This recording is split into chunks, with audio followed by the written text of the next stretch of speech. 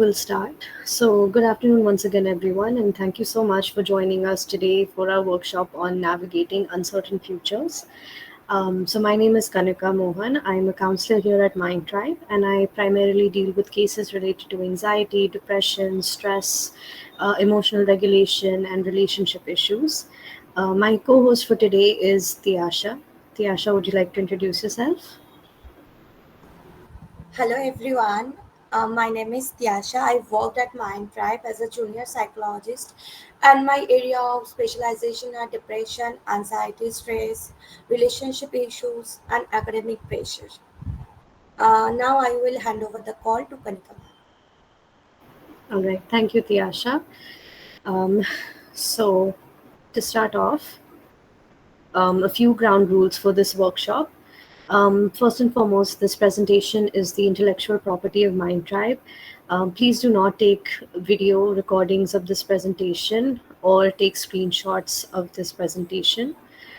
Second thing is please keep your mics and your cameras off during this workshop. If you have any comment, if you have any question that you would like to ask, you can use the hand raised feature or you can use the chat box. If I am unable to get to your questions because I'm in the middle of delivering the workshop, my co host will be answering your questions on the chat box throughout. Before we get into uncertainty and dealing with it, I have a small question for you guys. What are some unexpected events in your life that you never anticipated happening? Um, Again, you can use the chat box, you can use the hand raised feature, whatever you guys prefer.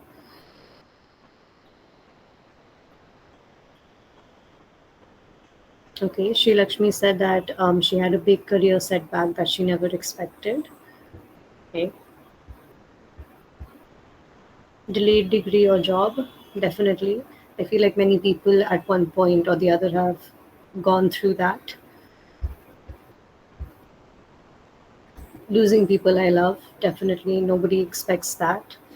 Loss of someone very important, true. Some accidents happen with loved ones. I understand that completely. Someone asked how long is the workshop. The workshop is from 12 to 1. It's 1 hour long. Then anxiety. hmm Psychology coming in my life. Okay. I hope that you mean that in a positive way, maybe like in terms of studies. Death of parent, definitely. Delayed degree in creative head block.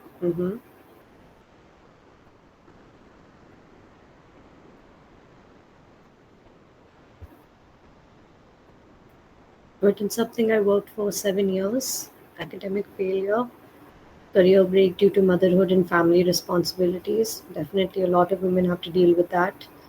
Loss of loved ones, my life after completing school. Yes, that, we imagine certain things when we're in school, when we expect our life to go a certain way, but things never really turn out that way. hmm Definitely. Uncertain quarrels in the family, resigning job after under family pressure. Definitely, those are definitely very unexpected and very difficult to deal with in the moment as well. So, thank you for sharing those experiences, everyone. So, from the examples that you all gave, we can all agree that life does have this tendency to throw curveballs. And uncertainty is basically a fact of life. But that doesn't mean that it has to hold us back. So, today, the aim of this workshop, the aim of this presentation is to explore what uncertainty is, why it can become quite difficult to cope with it, and certain strategies that you guys can use for managing the anxiety and stress that comes along with it. Starting off, when we describe uncertainty, we define it as the state of not being sure or confident about something. It could be a lack of knowledge about a future outcome. It can be the state of being unsettled, being dependent on chance, or simply the vagueness that occurs when information isn't clear to us. So, for example, there may be considerable uncertainty about a company's future or the outcome of a war that's happening. So there are two major types of uncertainty that can occur in our life. So there is the uncertainty that occurs because we don't have enough information about something, like waiting for exam results or waiting to hear back after giving a job interview. So that type of uncertainty is called epistemic uncertainty. And other times there's just pure chance, pure fate that just sort of happens. Like the weather suddenly changing on your wedding day, so that type of uncertainty is called aleatory uncertainty. So uncertainty can show up everywhere. It can show up in your work, in health, in relationships. So at work, maybe you're not sure if a company will restructure. In health, you're waiting for lab results to come back, and that can feel very endless. In relationships, sometimes you don't know where things are headed. Is it going to be long term? Will a situationship become a proper relationship? So, I want you all to think of a time in your own life where uncertainty weighed heavily on you. If you want, can you share what did that feel like? What were the emotions, thoughts going on? Yes, Sri Lakshmi. Ma'am, this year is the worst year in terms of uncertainty in my life because now I am 27 and I was like very broken down this year when my result of the competitive exam I was dreaming for clearing it actually when I didn't clear its first stage, it was very heartbreaking. And this because I'm 27 and I was like, okay, this time it will be fine. I was like, by 30 I will be reaching whatever I dreamt of. But we never know. We shouldn't be like sure about anything. I understood it like that. Also in terms of relationships, I let go of many unwanted toxic people in my life this year. So many revelations came this year in terms of uncertainty. Thank you so much for sharing that, Sri Lakshmi. I completely understand. I know that, you know, if by the time you're almost reaching 30, people have certain expectations of where your life is supposed to be. There's a lot of pressure from family and from society in general. And, I hope that things work out and that, wherever you want to be in life, you're able to gradually get to that point. And again, thank you so much for sharing. There were a few answers in the chat box. Um, Mental block, definitely. So there is this sense that you're completely frozen, you don't know what steps to take next. Then scary, feeling out of control, definitely. Want to do a lot but can't. Feels like there's like these invisible obstacles that are preventing you from doing the things you want to. Complete freeze moment, definitely. Having potential and determination to achieve goals but held back by anxiety. Yes, for sure. When you're struggling for your parents' dream in childhood, almost 9 to 10 years dreams that I live, and after your 12th, this dream was broken up. It really weighs on me. Definitely, when you're working very hard towards something and that doesn't come true, it's very hard to deal with it. So I completely understand, Sayali. Frozen, out of control, confusion, definitely, and you feel powerless. Feels as if it doesn't matter. What you do doesn't matter. Definitely a low feeling. Confusion, overthinking, doubt. Definitely, there's no point of doing anything. Freeze in mind, fully not working, confusion. A few days ago, I got betrayed by my own friends, got into a different, difficult zone where I felt very alone and just couldn't cope. Nobody felt mine, nothing felt real. I couldn't get up from bed. Definitely, Ankita, I understand how it must feel to lose people in your life that you thought were very important, that you thought were your support. So I understand, and gradually, I hope with time this heals and you're able to kind of just go back into what you've been working towards. Working in a toxic workplace and not knowing if you'll have the job today when you wake up, that's definitely, the uncertainty of that is very scary, for sure. Helpless, worthless, confusion and fear. Definitely. Again, thank you for sharing all of that, everyone, and all of what you've said is definitely what we feel when we're going through a very uncertain time in our lives. So these examples, they basically remind us that uncertainty isn't just an idea, It shows up in our real lives every single day in some form or the other. Now, moving on to the psychology of uncertainty, many of you mentioned very valid points and you covered a lot of what we will be discussing here. So, uncertainty has three main impacts. So, the first is on our thinking, which is the cognitive impact. So, it messes with decision making. You tend to overthink, you tend to second guess yourself or freeze up. So, for example, when choosing a career path, many people get stuck because they're afraid of making the wrong choice. Then, the second impact is on our emotions. It often creates anxiety and stress, sometimes even curiosity, feeling low when things don't really go your way. So, for example, if you're waiting to hear if you got into your dream program or your dream job, you may feel very nervous, you may feel very restless, but there's also maybe a part of you that's hopeful that I might get in. So, it has a major impact on our emotions. Then the third is the impact on our behavior. So sometimes we tend to procrastinate, we put things off, we tend to avoid things, we freeze, we tend to just do nothing. So, the stress of having to apply for jobs, especially after you've been rejected a few times, it may lead to you not wanting to update your CV anymore. Um, Instead of updating your CV or working on applying to jobs, you may prefer just binge watching something on Netflix as a way of escape to not deal with the negative emotions and the negative thoughts that are happening. So, uncertainty doesn't just sit in our minds, it shapes how we think, feel, and act. So, why does it feel so uncomfortable? The first reason behind that is it threatens our sense of control. So, as humans, we like to feel in charge of our lives. We plan, we schedule, we make to do lists. It gives us a sense of safety. But when life feels uncertain, that control slips away. Suddenly, we can't predict what's next, and that can be very scary. So, a classic example for that would be when the pandemic first started, when Corona happened. Overnight, all of our routines and plans were turned upside down. We couldn't control what was happening, and that made many of us feel very anxious, very unsafe, very scared for the future. Then, second is it challenges our identity. So, uncertainty makes us doubt ourselves, our choices, our values, even who we are.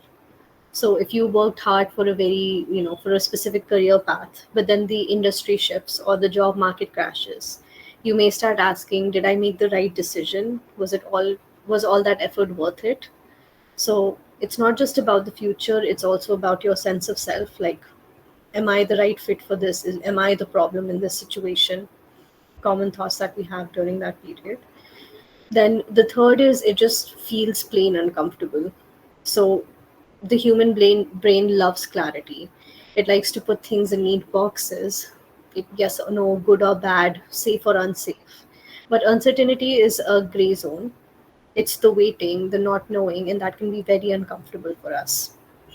So a simple way to picture it is imagine someone blindfolds you and asks you to walk across this room or, the room that you're in. You don't know if you might not know if there's a chair in front of you or if you will bump into someone. Your steps would be shaky, your body will be very tense. So, that uneasiness, that wobbly feeling that you may have while doing something like that, that's exactly what uncertainty does to us. So, we're moving forward, but we don't really know where we're moving forward.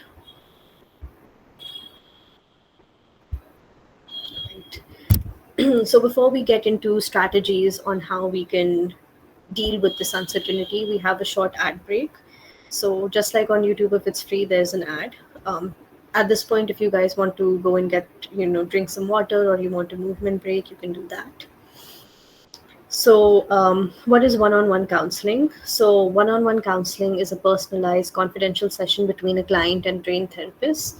It can be very beneficial for your personal growth. It can help you address specific issues that you have and help in problem solving. And it can also help in goal setting. So, you can work towards professional and personal goals that you have with the help of a counselor.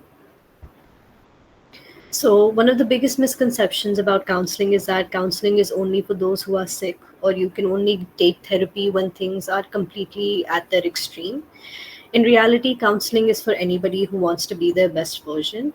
Even if your problem seems very minor, counseling can be very helpful in helping you grow as a person, helping you develop certain skill sets, better your relationships with the people around you, help with academic success, also help with career advancement.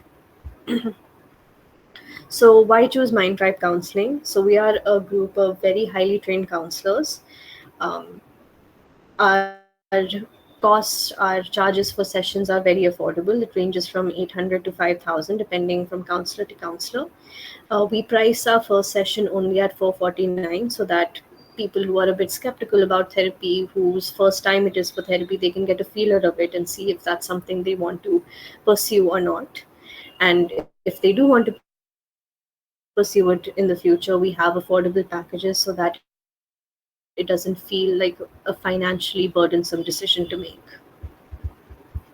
Right. So I'll pause here for a minute or two.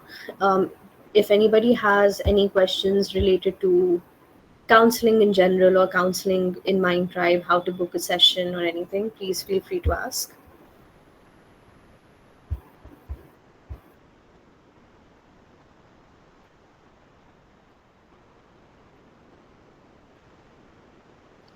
How many sessions are required to recover from any kind of trauma or like any kind of like bad situation in life? So Rashmi, it depends case to case. It depends on what exactly your problem is, the severity of that problem.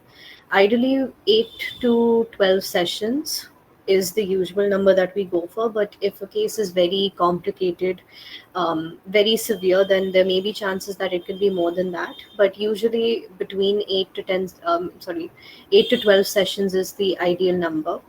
But that again, when you kind of start going to counseling, when you interact with your therapist, they will let you know what they feel according to their professional opinion is the number of sessions you should take.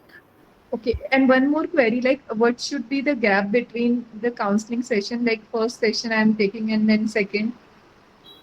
Ideally, it should be weekly because it helps us continuously monitor your progress, whether there has been, after giving certain interventions and tips, has it been beneficial for you? Has it worked out for you? Do we need to change our approach? But certain, it depends, like we understand that life also gets in the way. So it can also be bi weekly, it can be also once a month, but the ideal time is once a week so that we can monitor your progress.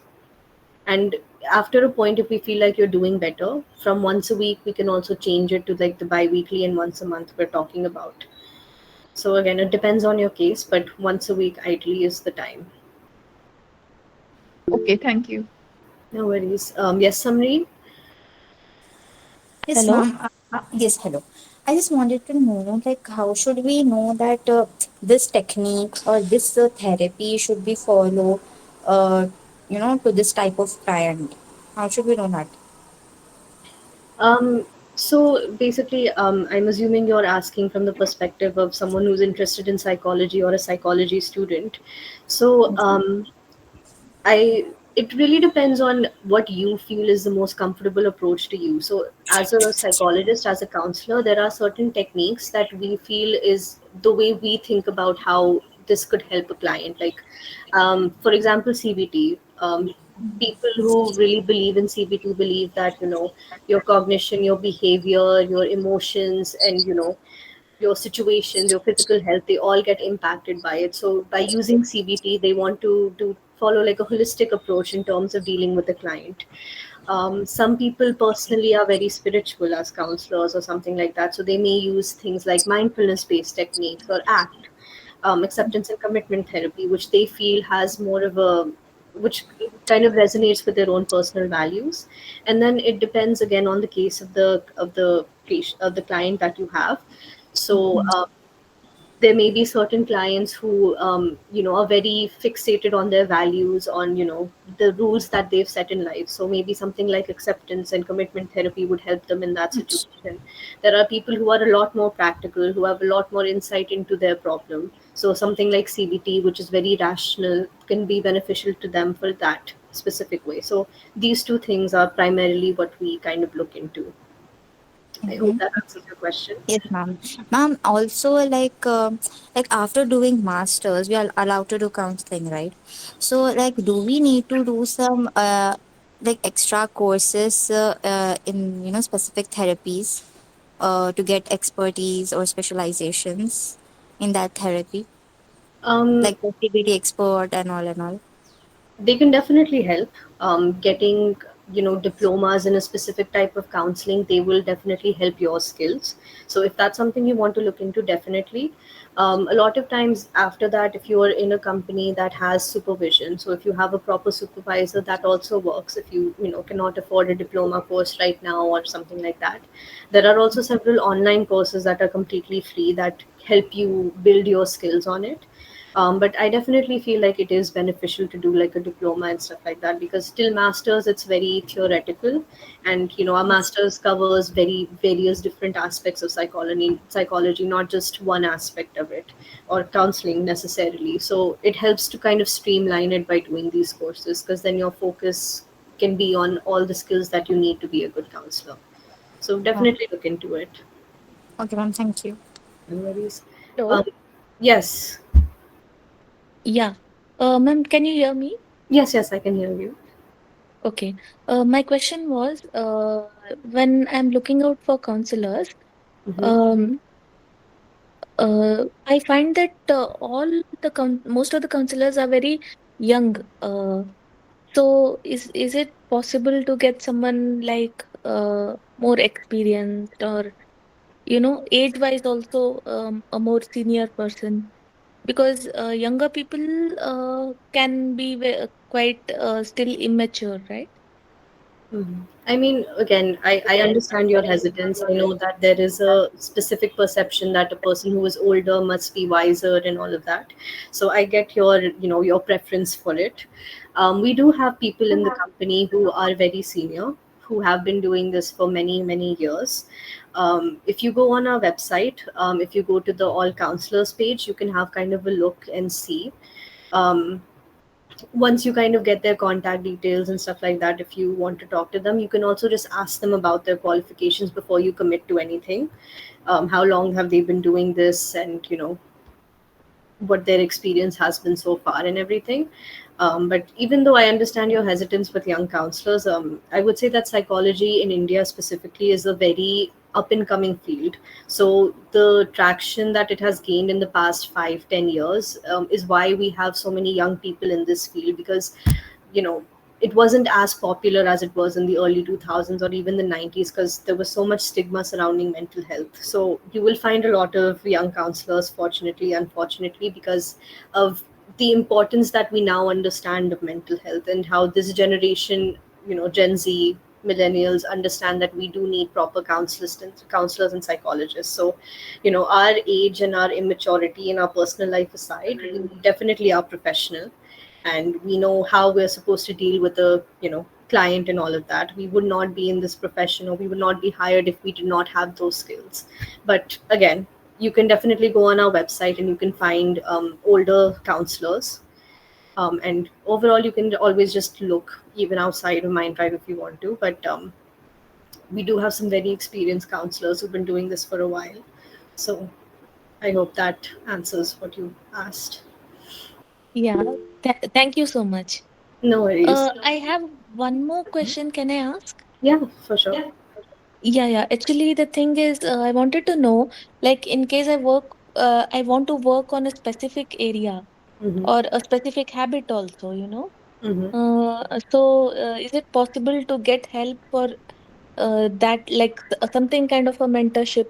Uh, that thing is it possible? Yes, definitely. So your therapist or counselor, they will basically cater the session to whatever your goals are. So when you enter therapy, it's not just us telling you what to do, it's a partnership. So whatever goals you want in therapy, we as a therapist will work with you towards kind of fulfilling that.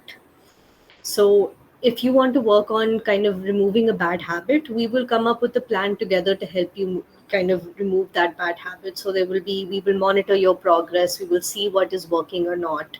And Yeah, again, this is just if you just talk to your therapist, whoever it is, even maybe before a session, if you kind of message them and ask them like, is would this be possible for us to do together, they will give you a much better picture of how they want to approach it, and um, you know how you can kind of go about it, and how the sessions will look like if that is your primary goal for therapy. Thank you so much. No worries. Yes, Yogeshwari. Yeah, hi. Just that I have tried couple of counseling sessions, like not with Mindtribe, but I have tried counseling sessions somewhere else. Mhm. Just that I somehow believe, like I've did some work, background work on my own, like I've read something. I think the root cause of my problem is I suspect I have ADHD. And like the counseling help me to address the surface level issues, but the root cause to like some deep corrections need to be made. Mhm. I'm not sure what kind of professional I should reach out to, whether it's counseling that's helpful, or maybe like a consultation. Like I'm not sure what kind of professional we need to reach to what kind of issues. That's my issue. Mm-hmm. All right. So, since you mentioned that you feel like the root cause of it could potentially be ADHD, when it Mm. comes to stuff like autism, ADHD, which are what we classify as neurodivergent disorders, it's always good to have a proper diagnosis at hand, because um, reading about it and versus how it's actually supposed to be are very different, especially when we talk about neurodivergent cases. There are very minute things that only professionals can properly diagnose you with, because on a surface level Okay. it seems very like, you may read something and you may feel like you relate a little too much with it, but there are some Yeah. certain minute things, because it's something that has to have existed in you since you were a kid. This is not something that just develops when you're an adult. It's something that has always been a part of your life and may have gone undiagnosed. It very commonly does, unfortunately. So Mm-hmm. I would suggest going to a proper clinical psychologist and talking about it, seeing if they could give you a diagnosis. Because in counseling, we're not technically allowed to give a diagnosis, but a licensed clinical psychologist can give you one. So just talking to Okay. them about it, and then they can help you kind of formulate a plan depending on what you're experiencing, in terms of, is it like attention that's mostly being as a problem for you because of your ADHD, or is it the hyperactivity aspect of it? So they will then Mm-hmm. help you formulate a plan on how to manage those symptoms. So since you have ADHD, it's not going to go away. There's no cure for it, but you can learn to manage your symptoms so that it doesn't affect daily aspects of your life like that. So just try that out. Hospitals like Thank you. Max, AIMS, Fortis, they have licensed, people who can give you a diagnosis. So just have a look into those. Sure. Thank you. So, Anyways. ma'am, I have one question like about ADHD. Like, does Mind Tribe have any help for that ADHD? We're mostly a team of counselors, like I said, so we will not be able to diagnose you. But if you do come to us and we feel like there definitely are signs and symptoms of it, or you have already had a diagnosis, so we can kind of help you manage those symptoms, like I mentioned to Logeshwari before. So if you're somebody who deals with it's something that affects your attention, and it affects your ability to kind of sit still, hyperactivity, basically like excessive hyperactivity. So depending on which one, if both of those things are kind of bothering you in terms of being able to focus and carry out your daily life things, then we learn to kind of manage, we'll formulate a plan to manage both those symptoms in whatever form they manifest for you. Otherwise, whatever one is more prominent, if it's the inattention aspect, or if it's the hyperactivity aspect, then we'll formulate a plan accordingly and help you kind of manage it in a way that it doesn't affect you in your job, in your relationships, in your daily communications with people. Okay, ma'am, I have a last question. Thank you. Ma'am, I have a last question. Ma'am, do any of the psychologists in Mind Tribe practices hypnosis? Um, I don't think so.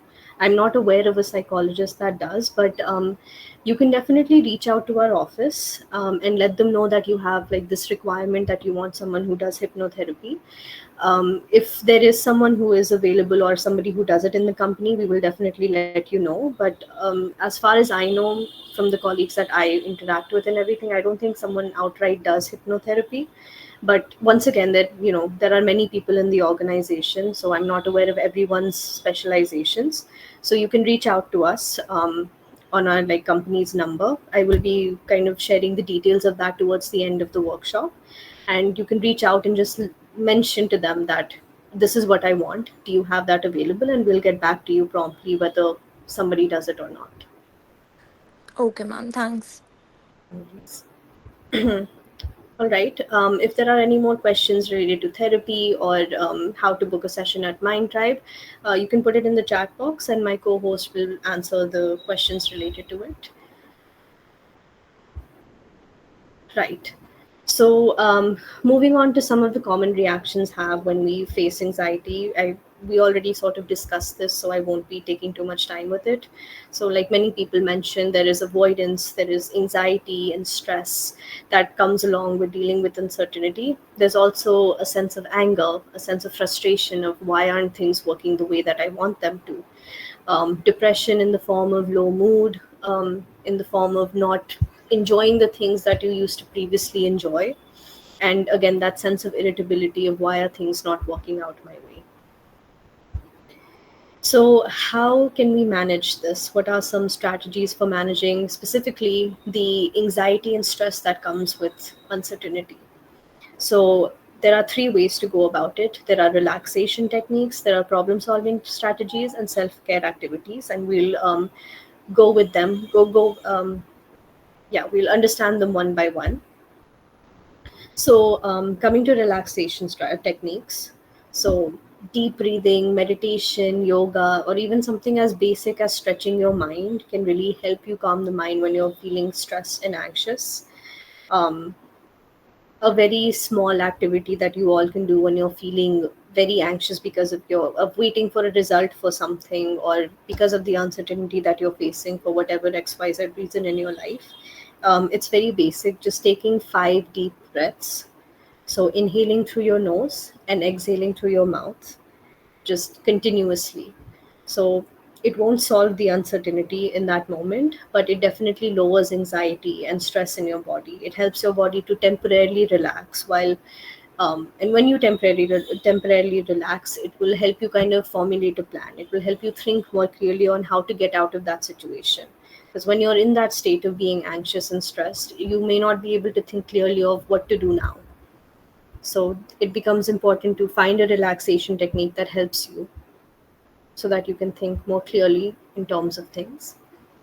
Then, after feeling a bit relaxed, feeling a bit more calmer, moving on to problem solving strategies. So, a very common way to do it is to break the problem into as many small steps as you can. So, for example, if you're uncertain about finances, you may be dealing with a financial crunch right now in the moment. So instead of panicking of how will I, manage my finances, how will I, reduce the amount of money that I'm paying for XYZ things, just make a list of all the expenses that you have in a month, and then see which expenses are important. So something like paying the bills, paying rent, paying money for groceries, of course, that's important. And then see what stuff can be put in as miscellaneous things that you don't necessarily need, like the money you spent on buying clothes that day in the mall, or the money you spent on hanging out with your friends, socializing and stuff like that. So you can see that those are areas that you can cut. If despite doing that you feel like things are not really working out, like you still don't understand how you can fix this problem, then going to someone who can give you proper advice. So whether it's a family member, whether it's a friend who has maybe gone through the same thing, or someone that you can easily share something with, just going to them and talking to them about it. Finding someone who may potentially be an expert in this.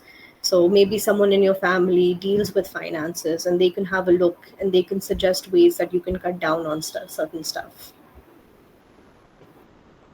And then finally, Right. You can also incorporate effective time management techniques. So, making proper to do list, prioritizing your tasks. So, the ones that are more important, try to do them first. And then the things that you feel like I can maybe do them in my free time or I can do them in my spare time, just putting them for later. And then there are many decision making tools that you can kind of find on the internet. There are also lots of apps that can help you figure stuff out. So you can always use them if you feel like you personally are not able to come up with a solution to something. And then we have self care activities, which you are all aware of. Basically, any activity that promotes your well being, it could be hobbies, any activity that makes you feel good after doing it and helps you feel more relaxed after doing everything related to work or other important stuff throughout the day. Just any activity that you feel is personal to you. So, are there any favorite self care ideas that you guys would like to share?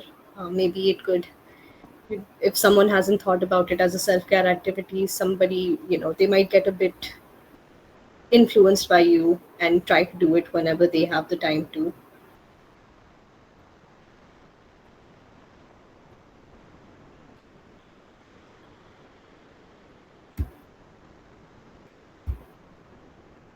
Aromatherapy, that's a very good one.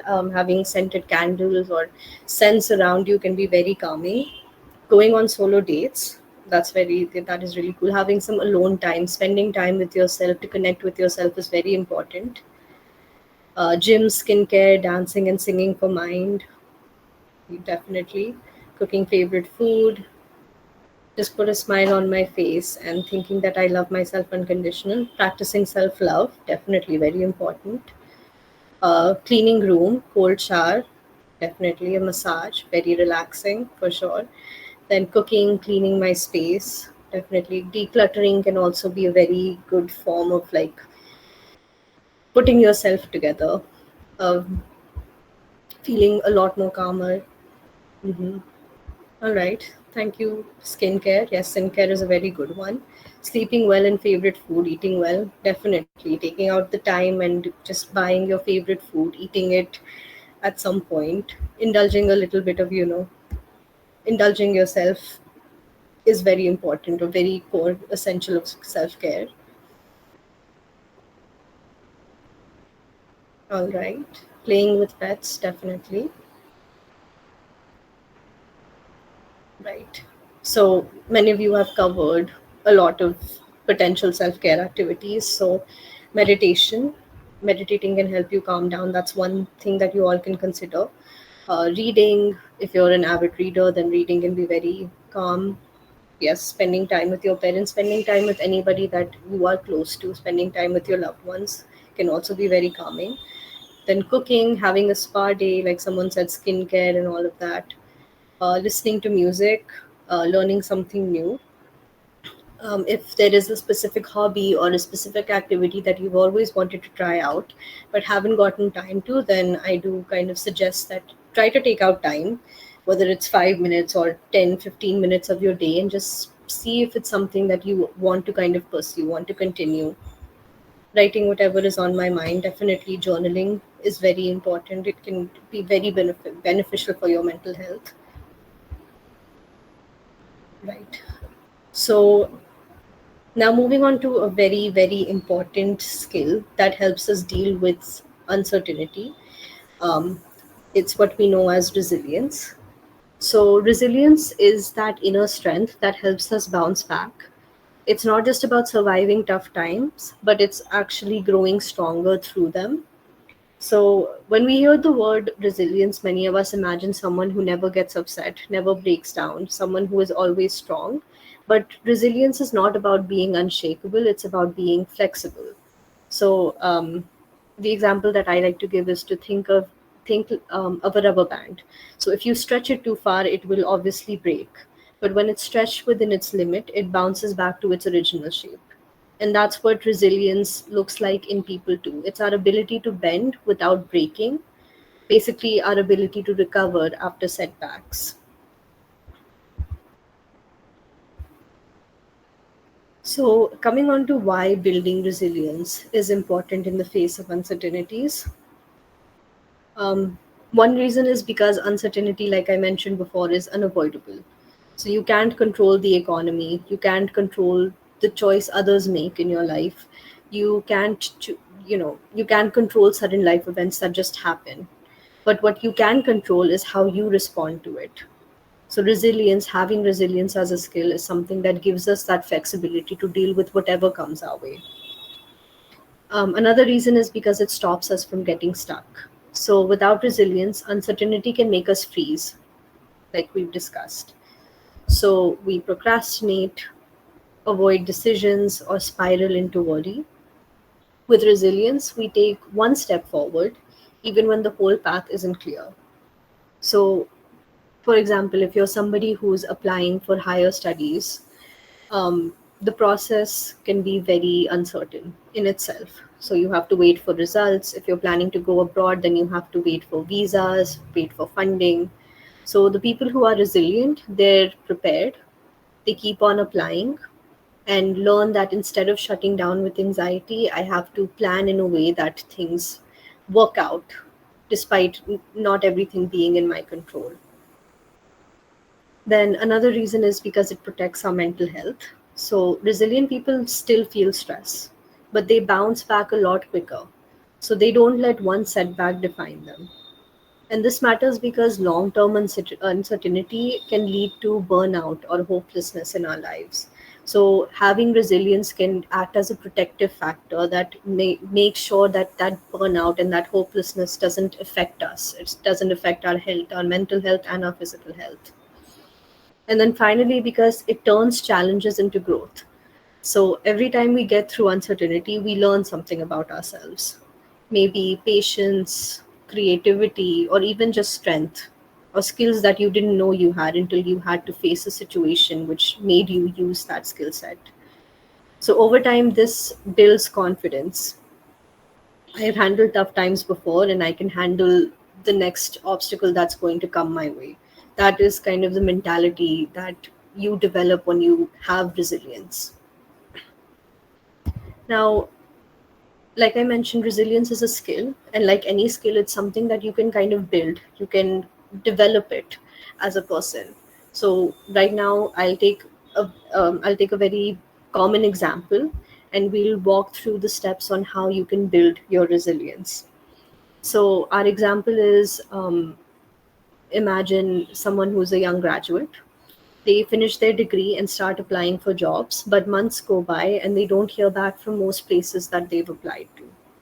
So obviously, in this case, the future for them feels uncertain. They don't know when they'll get a job. They don't know what type of role they'll get in, or if they've even chosen the right field to begin with. So our first step is to cultivate a growth mindset.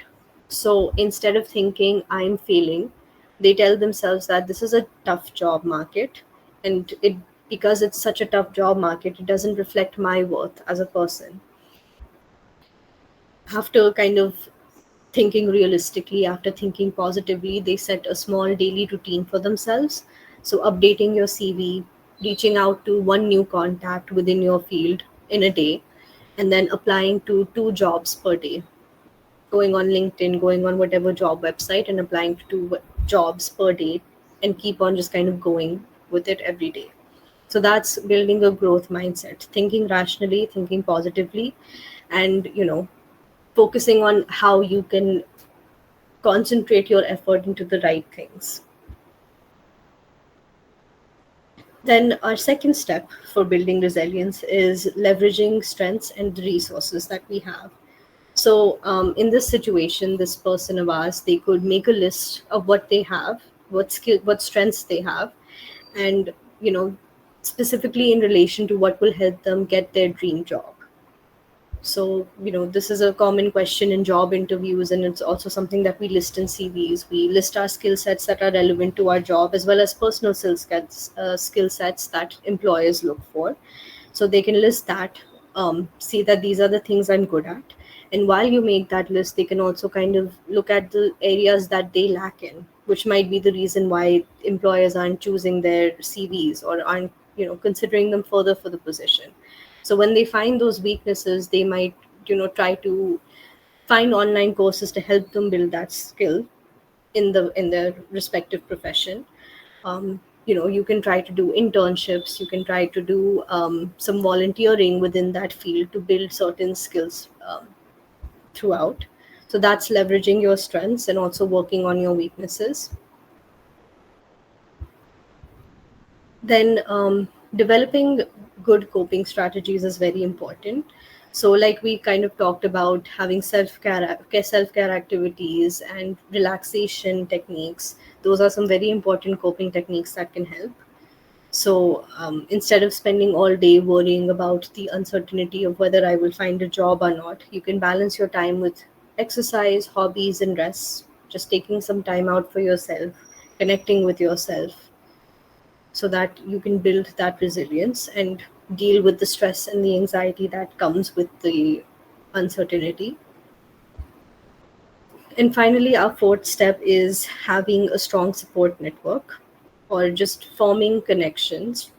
So I know in a situation like this, it may feel very embarrassing that I'm applying to many positions and I'm not getting anywhere. You may not want to share that struggle with people in your life.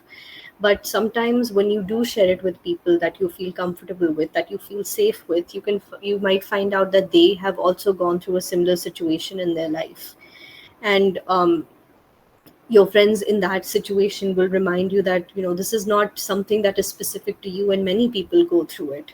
There have been many instances where, because of you're finding a job, you have been at home for a few months looking for it. So it's not a unique experience, it's something that everyone has to face through once or twice in their life, or maybe more than that. So when you do that, you not only find emotional support, but you can also get a lot of information from those people. So they might tell you what worked for them. So you can learn from their examples what they did wrong and what they did right. And you can incorporate that into your own way of dealing with it, so that you can kind of grow and maybe find solutions to the problems that you have. So based on what we've talked about, just a small exercise so that I can see whether or not you all have understood what I talked about in these 4 points. We have a small exercise called the growth mindset exercise. So for this exercise, I want you all to think of a time when you overcame a challenge, and just tell me what you learned from that experience and how it helped you grow. Yes, Sri Lakshmi. And actually, when I got that result back, then for about 1 month I was panicking, I was like acting at people, I was very angry in the public and even to my mother. All these stupid things I was doing. Because that uncertainty was for the third time I was experiencing it. But I heard of the people who had different exams, some other exams, facing exams, still not qualified, still doing a job and trying some other exam or some other thing. I understood this novel, my stream is novel like near to them. So I think still they are being patient and they are trying it. So within 1 month, ma'am, I did everything like YouTube, Ravi, etc. And I am now even and I have come back. Now I just have to do more studies and actually I have two other exams. So I think I'm coming back to studying. All right. Thank you so much for sharing that, Sri Lakshmi. And definitely, you know, I understand, like, we've talked previously before in different sessions that you've attended, and I know how much that you have kind of um, dealt with and how you kind of came out of that. And every time you talk about it, it's very inspirational to me as well as everyone else. So thank you for sharing. And I hope that you continue with this growth mindset that you have. Someone said that I realized that we can't control everything. We have to accept many odd situations. Definitely. That is a very important mindset to have, that there are certain things which are just out of our control. And sometimes we just have to accept change the way that it comes. Right. Sayadi, I've seen your question. Would it be okay if I answer that post, getting the workshop done, because it's not really relevant to the topic that we're talking at hand, but I would love to answer it during the final Q&A for this workshop. So I'll get back to you on that regarding it. Leaving toxic people at right time before you internalize their voice. This was the biggest lesson in my life. As we think we can maintain a positive outlook when people surrounding us criticizing and putting us down, when we lose our self-confidence, definitely that is a very hard step to take. It's very hard to leave a very toxic person or a toxic relationship in your life. And if you have been able to get that, then you should be very proud of yourself, Sashi. And you're right. You need to kind of identify when things start taking a toxic turn and immediately cut that person out of your life before they start affecting you negatively. Making use of problem focused coping and emotion focused coping. Definitely. Right. So, right. Sri Lakshmi, do you want to say something else? Okay. Sometimes not a person in you. Oh, okay. Right. So thank you for sharing that. And I hope that the examples that have been shared have kind of, inspired the others who are in this workshop to also understand what a growth mindset can mean and how that can shape you as a person and help you deal with negative situations in your life. Now, coming to another very important aspect of dealing with uncertainty, that is decision making. So, I think, as we've discussed before, uncertainty can make decision making harder, especially when we feel very frozen because of our uncertainty, frozen because of the anxiety and the stress of the situation. So, it can lead to us overthinking, delaying, or even avoiding choosing a decision at all. But here I'm going to discuss a few simple steps that we can use to make decisions more effective, and especially when the future feels very unclear. So the first is to gather information. So don't make decisions blindly. Collect facts related to your situation as best as you can. So, for example, if you're somebody who's planning on moving to a new city for work, you can start by researching the cost of living in that city, the job opportunities related to your field in that city. What are the rates for housing? Is it easy to afford rent? Is it difficult to afford rent? So, gather relevant information according to the problem that you are facing. Then, exploring multiple scenarios. So, think in terms of what ifs. Picture a few possible outcomes instead of just betting on one outcome. So, if you're applying to universities, imagine the best case scenario, which could be getting into the university of your choice, your first choice. Then the worst case scenario is getting no offers at all. And then the middle path may be having a few backup universities that you know that I'm very likely to get into them. So preparing for all of these scenarios can help you reduce panic, and it can reduce the uncertainty you feel as well. And then the third tip that I would give to you guys is to balance analysis and in your intuition. So it's very important to use logic. Definitely, that goes without saying. But sometimes listening to your gut feeling can also be very beneficial. So often what happens is our instincts, they're based on experiences that you can't fully put into words. So, for example, you have two jobs which on the surface level seem very similar to one another. But there is one job that you feel more excited to work with, like to take up. And then there's one job that feels kind of negative. It feels very heavy when you think about taking it. So, that feeling that you're getting for the second job, don't ignore it. There is a reason behind it, which is hard for us to even think about. So, do consider it and go for the one that you have a good feeling for. Yes, Praveen? Yeah, Kanika. So Mm-hmm. nowadays, coming to this balance institution and analysis. Mm-hmm. So due to due to available material of so many things and so many ways in the market, people are getting into too much analysis. Like we can say, it's like a analysis. This is an analysis paralysis. Mm-hmm. This is also affecting so much. Mm-hmm. Mm-hmm. So in these scenarios, how can this analysis be reduced? Mm-hmm. No, you definitely have a very valid point, Praveen, and thank you for bringing that up. You are right. With the internet, with this influx of information that we have, it can be very overwhelming. Um, what I would suggest in that situation is that, first of all, try to stick to websites or try to stick to sources that you know are legitimate, first of all, because there are lots of people with different opinions on social media and different platforms posting that, and their experiences are valid in their own way, but they might not directly benefit you. So to find websites, to find sources which are legitimate, which stick to the point rather than give personalized opinions, that can be very helpful.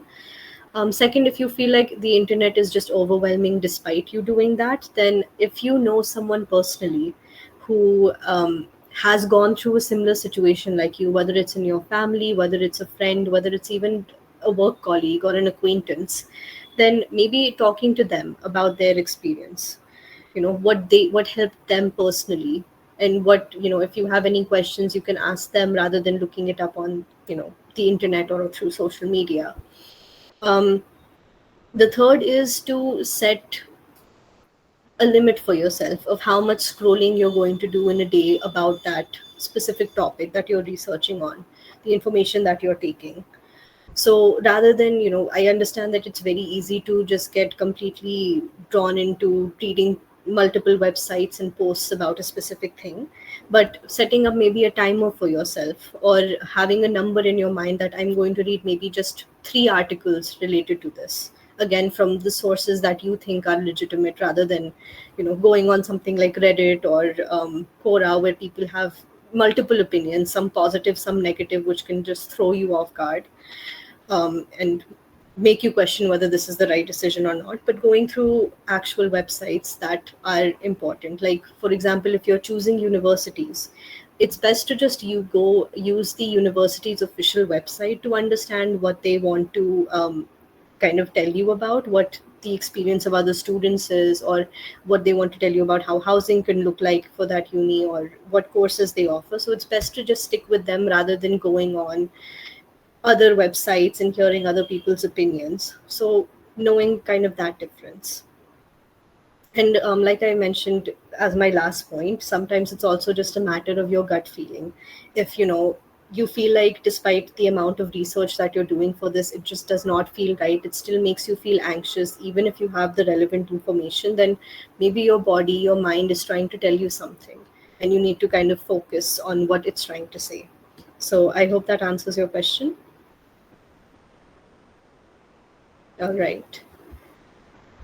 Right. Does anybody else have any questions about any of the steps that we've talked about before we move on?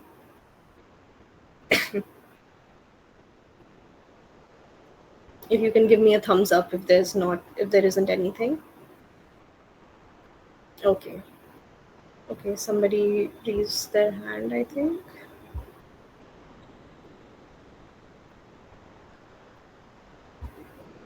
Okay. If you've raised your hand, you can go ahead. I'll continue. This is Shanti here. Yeah. So my question is that even if I try and follow the steps that you've mentioned, and after listening to my intuition, I decide, okay, this is how I want to proceed with this situation. Mm-hmm. I still feel anxious about it, even though I think in my mind, in my subconscious mind, I know that this is what is right for me. It's still scary. And sometimes, because it's still scary, I do not do the right thing. And then I end up maybe regretting the decision that I made. So, what should be my course of action in that situation? Mm-hmm. Again, very important question, Janvi, and I'm pretty sure many people deal with that. Um, again, going back to what I talked about in terms of resilience, relaxation techniques, self care activities, but more primarily relaxation techniques. So this uncomfortable feeling that we feel because of uncertainty, the stress, the anxiety, the fear of it, relaxation techniques can help you manage that. If you do it regularly, it can help you manage that very well when that happens. So, breathing exercises, yoga, meditation, mindfulness based exercises, all of these can be very helpful in kind of helping you have a clear mind, especially when it comes to making a decision related to your future. So, breathing techniques are something that you can do at any point of the day. So, whenever you start feeling even a little bit overwhelmed, just taking those deep breaths, doing some sort of rhythmic breathing, that can help you immediately to clear your head and then be able to make a decision, reducing that fear, reducing that anxiety and stress in that moment.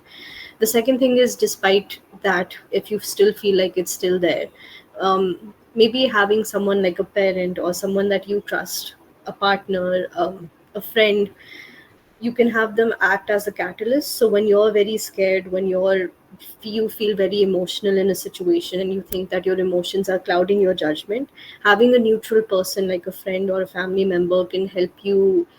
They can be your rational voice, basically. If you do all of that and it still feels very overwhelming, you still feel very, frozen, you feel like you cannot make your decisions, and it's very hard, it's affecting many aspects of your life, or it's affecting one specific aspect of your life very severely, then taking therapy, talking to a counselor, whether it's a career counselor or even just a counselor like us, that can be very helpful, because they can, again, like I said, be that voice of reason for you when your emotions are getting in the way. So those are a few things that you can consider. Thank you so much. No worries. Okay. I think we have already it's already 1 o'clock, so I'll try to hurry this up a bit. So, like we've talked about, creating a plan for the future is very important. Using the techniques that we've talked about, especially the three things that I've talked about in terms of decision making, it can help you create a proper plan for your future and set goals in a way to help you deal with whatever uncertainty can be thrown in your way. So, some ways that you can plan with flexibility for this uncertainty is to set something called SMART goals. So, these are basically goals that are specific. So, they need to be very clear as to what you want. So, don't just say that I want to be healthier, but say that I'll walk 20 minutes 3 times a week. So, that becomes extremely specific on how you're going to go about it. Again, measurable. So, if you're saying that I'm going to do it 3 times a week, you can measure whether you're actually being able to do them or not. They need to be real, they need to be achievable. You cannot just think of like something out, it needs to be something that that you personally will be able to achieve. Which brings us to R, which is realistic. So, just saying that I will not eat anything for a week, I will do extreme dieting when you're not somebody who has done dieting before, that may not be very realistic and achievable for you at that moment. So, you need to kind of go step by step, and then making it time bound. So, you want to lose weight by, say, 3 months. So, it gives you a clear indication of when your deadline is, rather than it just hanging there and, in your mind that I have to do this, I have to get healthy. But if you don't give yourself a deadline, then you might not take it seriously. So those are SMART goals. Then creating multiple plans. Always try to have a plan B. In fact, if possible, try to have a plan C and a plan D. Because you never know when plan A might not work, or even if plan B might not work. So it's always good to have multiple plans, multiple solutions to your problem. And then the plans that you make, update them regularly. So assess your plans. Are they working for me? Are they not working for me? Maybe certain aspect of a plan worked but the other aspects didn't. So you take the aspect that work and try to formulate another way that you can go about it. So always update it regularly. You do not need to set these plans that you have in stone. You can change them according to what feels right, and what works for you, what doesn't work for you. So Talking a little bit more about the multiple plans I talked about. So, the technical term for them are contingency plans. So, contingency plans are basically your what if backup plans. They are not your main plan, but the steps you will take if things don't go the way you expected. So, think of them as a safety net. They are useful because uncertainty means things may not go as planned. Having a backup reduces stress. You have something to fall back on if things don't go your way. So, for example, your main plan is to get into a top university abroad, but your contingency plan could be to apply to a few good universities in India, or preparing for next year's intake just in case you don't get into like that university or some international universities this year itself. Another everyday example for this can be if you're planning an outdoor birthday party. Your contingency plan could be to book a small hall nearby or arrange a tent in case it rains so that you can still go ahead with your birthday party without worrying about the weather. So, this is sort of my exercise for you guys to do after the workshop. So, think about a goal that you have, and it may be a little distressing, but think about what could potentially go wrong while you're trying to achieve that goal, what obstacles you may potentially face. When you think of the obstacles, try to think of what plan can you have, what contingency plan can you have in place, so that you if that obstacle ever does come, you are mentally prepared for it, and it won't feel very sudden to you when that happens. So, for any goals that you have, whether it's one specific goal or one multiple goals, try to do this exercise and think about what can go wrong, what can I do if this happens, and when that situation comes, hopefully it doesn't, but if it does, then implementing that plan that you've made and seeing how that may, having that plan in your hand beforehand may have reduced your anxiety, may have reduced your stress about the suddenness of that obstacle appearing. And then finally, my last tip to you all in terms of dealing with uncertainty is to celebrate your progress, celebrate your successes. So don't forget to pause and celebrate wins, no matter how small they may seem at the moment. So, did you stick to your exercise goal for a week? Celebrate it by buying something that you've been meaning to buy for a very long time, going out with your friends and celebrating it a little bit with them. If you handled a very tough conversation, acknowledge it. Acknowledge the fact that, I did that when I know that was very difficult for me. And, share your successes with the people that are, there for you, whether it's your parents, whether it's your friend, whether it's a supportive partner. And then finally, also analyze what worked for you and what didn't, like we talked about in the decision making and planning thing.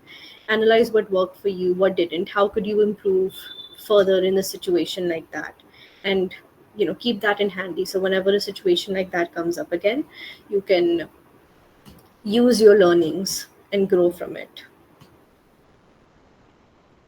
So, to summarize what we've talked about, how we can take action in uncertain times. The first is to set goals and priorities, like we discussed. While setting up goals and priorities, do not make those goals too simple, where even if you do accomplish them, it doesn't feel like a big win to you. But also, do not make them extremely tough that it takes so much from you mentally and physically that it completely drains you. Take calculated risk according to your skill set, according to how much you think you can handle. And then finally, monitor progress and adjust your course according to what works for you and what doesn't. So, uncertainty is a constant in life and can lead to anxiety and stress. Techniques like relaxation, problem solving, and self care activities can be very beneficial in dealing with uncertainty. Building resilience, making effective decisions, creating contingency plans, and celebrating successes can empower us to thrive despite the uncertainty that is occurring in our life. And having a growth mindset, flexible planning abilities, and taking strategic actions can help face uncertainties and can act as an opportunity for growth and adaptability. So, like I mentioned before, I will be sharing certain details for the people who wanted to ask about hypnotherapy and stuff like that. So, this is just the offers that we have in Mind Tribe. Towards the end of this slide, you can see our email and our WhatsApp number. I'll pause the slide here for a minute or two so that if you want to make a note of it, you can go ahead and do that. Other than counseling, we also have these free workshops, as you may be aware of. So we have them every Saturday, Sunday, except when there are holidays and stuff. We also have free group therapy. So from Monday to Friday, we have a session on different topics which run for 12 weeks. So currently we have group therapies on women's mental health. We have group therapy on anger management, on depression, stress. So you guys can always avail that. That's also completely free. And furthermore, for the relaxation techniques and everything that I've talked about, Mind Tribe has a YouTube channel. You guys can go onto that YouTube channel and see recorded workshops. You can see certain videos on relaxation techniques that we have, and those are again completely free. So if you want to avail that, you can go ahead and do that. So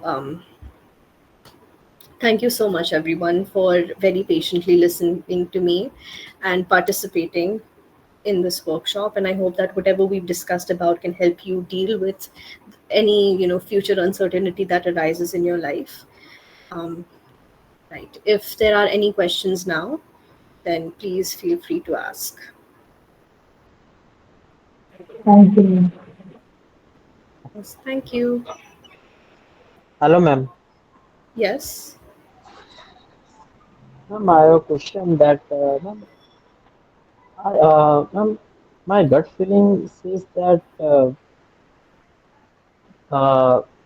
it is not the true thought that if I break a rule, a small rule, but after that I uh, um, what I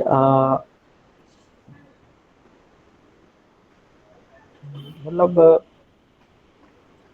पछतावा होता है ma'am कि ये rule क्यों तोड़ा मैंने and and but on one side I realized that it is not a big thing to think, and in that ma'am I confuse and have anxiety, and inner war is going on. So now what can I do? I completely understand what you're saying, Kush. Um, it's very good to listen to your gut feeling, like I mentioned. But sometimes we need to create a balance between our logic and our gut feeling at the same time. तो मुझे नहीं पता कि आप किस specific rule के बारे में बात कर रहे हो, but if that rule is, if it exists, if it's there, then it must exist for a reason, right? So if you feel like you end up feeling guilty after breaking the rule again and again, why put yourself in a situation where you have to deal with that negative emotion of guilt and stress and anxiety when you know that it happens each time you break that rule. So try, even if your gut feeling tells you, or even if there is a part of you that really wants to break those rules again and again, जो मैंने relaxation techniques के बारे में अभी बात करी and all of that, they can also help with this. Just take a deep breath, calm your mind, take into account आपकी gut feeling क्या कह रही है, and आपका जो दिमाग है, your logic, what is that saying, and find a middle ground with a clear mind कि ये करना ज़रूरी है, is it helping me in any way, how is it benefiting me, does it only make me feel good for a few seconds, or does it have any does it make me feel good in the long run.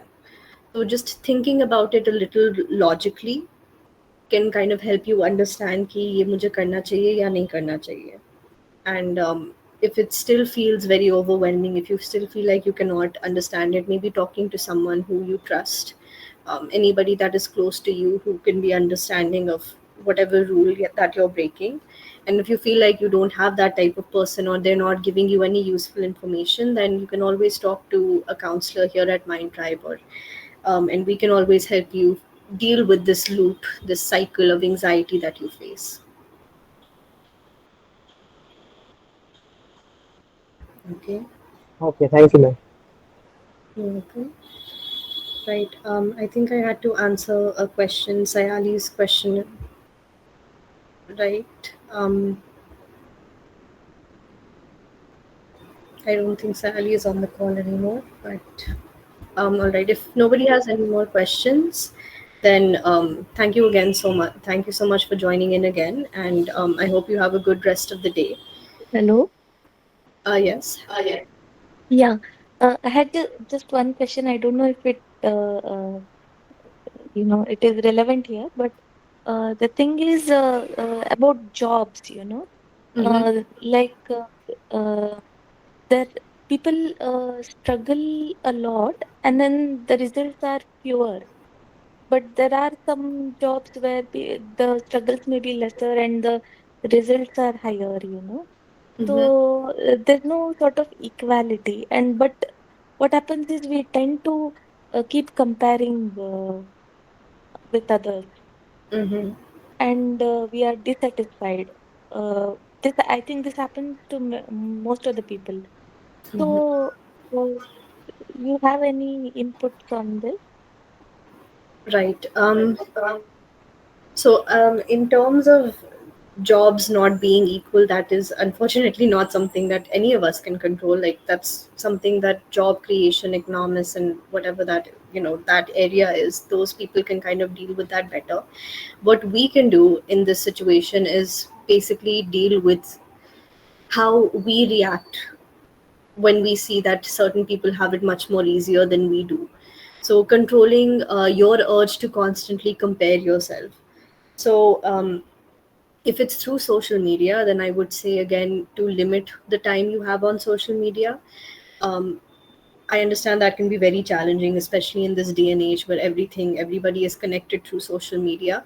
One thing that you can do is if there are specific people's content that makes you feel that, that jealousy, that anxiety because of that comparison, then you can mute them on social media. I believe that's a feature on Instagram where you can mute their stories, mute their posts, not necessarily blocking them, but if you feel like you can block them and they won't find out, then you can try that as well in extreme circumstances.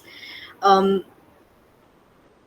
Also, just overall limiting the amount of time you spend on social media. So, I understand many people cannot completely cut off from it, but rather than spending hours and hours on it, trying just, again, setting a timer for yourself. I believe there are also apps available that can limit your screen time at some for any type of app or just on your phone in general, so you can use those type of apps to reduce the amount of time that you're spending on social media for it.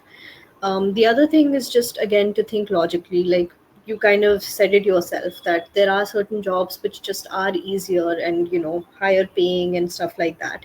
That may not be your field, that may not have been the choice that you have chosen. I get that sometimes you feel like we should have maybe just chose the easy option. But then just thinking about what you like about your job, has there been, if you're in a job that deals with public service, were you able to help someone? If you have a job where which is performance based, when did you feel that your performance was very good? Has your boss ever complimented you? Have your colleagues ever complimented you for it? Or overall, even if you don't like your job, are there colleagues that you like? Did you make a friend at your workspace? So just thinking about the positives, the things that benefited you, thinking again logically in terms of how this isn't helping me by constantly comparing myself with this person. It's not changing my reality, it's not changing their reality. So, kind of reframing your thoughts in a more rational, in a more optimistic way for yourself, that could help. But like I said, kind of distancing yourself from the source of it can be very helpful.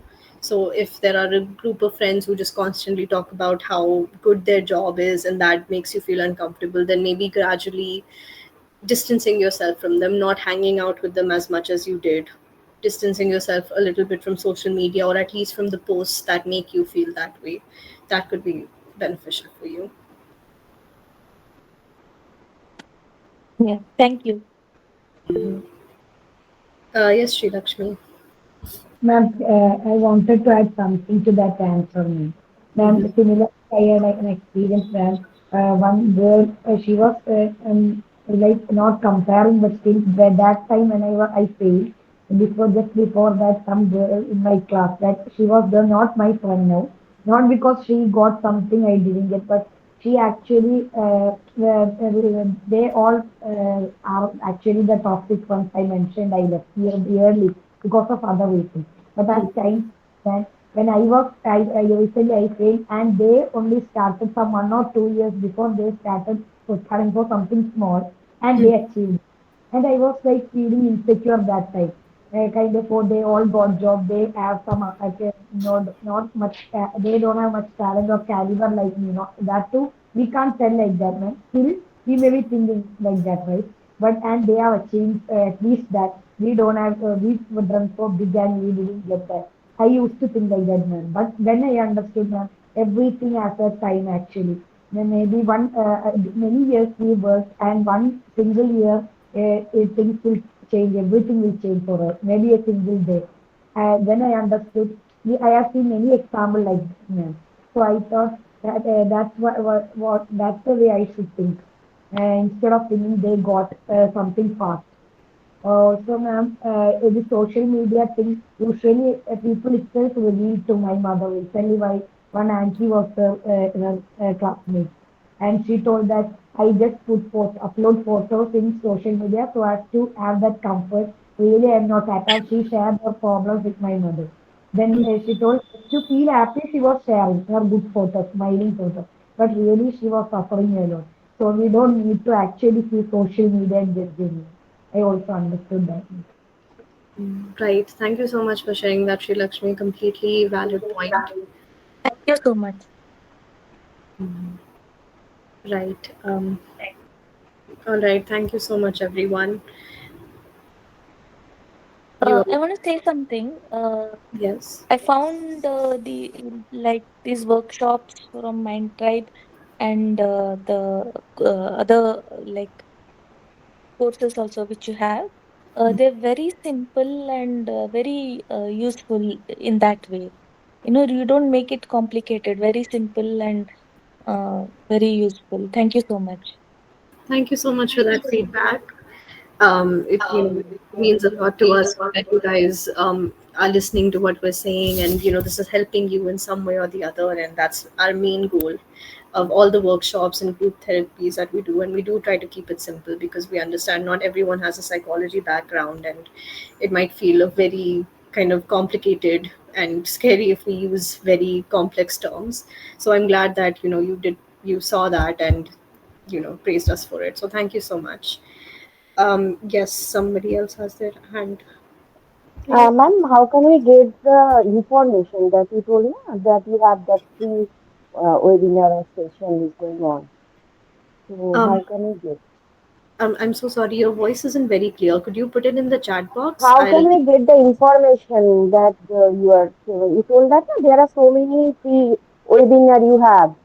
So how can we get information? Oh, okay. So, again, it depends on what you're specifically dealing with. Like the example I gave of when you're looking for a specific course or when you're looking to apply to a university, um, when you kind of apply, you can use the internet, or you can use connections that you may have, or somebody who's been through that in the past, like a friend who recently may have applied to a similar course. Um, you can talk to them, ask them how they went about it, what was their process of streamlining which university, which course they wanted to choose. If there is a university that is in your mind, a dream university, going on their website, reading the information that they post on their website, that is one way to gather information. And then again, it depends honestly on what exactly the problem is, what you want the information on. But the internet can be very helpful in that situation. But having connections, networking, if you have professors that then talking to them about what universities they know is good for your higher studies in your field, or talking to other, alumni of the university if you have access to them, talking to them. So it depends on how you want to go about it. There is no dearth of information in the 21st century, especially in 2025. So, going to a library, going to a local community center, talking to people in your neighborhood, talking to friends, talking to family, just going on the internet, doing a quick Google search. That those are a few ways that you can kind of gain information.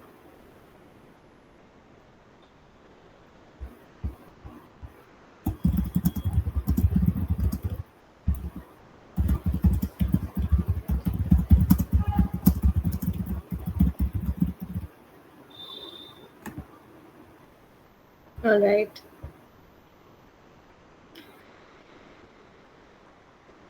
Right. You guys can leave the meeting if you want to now. Again, thank you so much for joining in and for, the participation. It really makes these workshops more fun for us as well. Sorry, ma'am, for keeping you hungry. No, it's perfectly fine.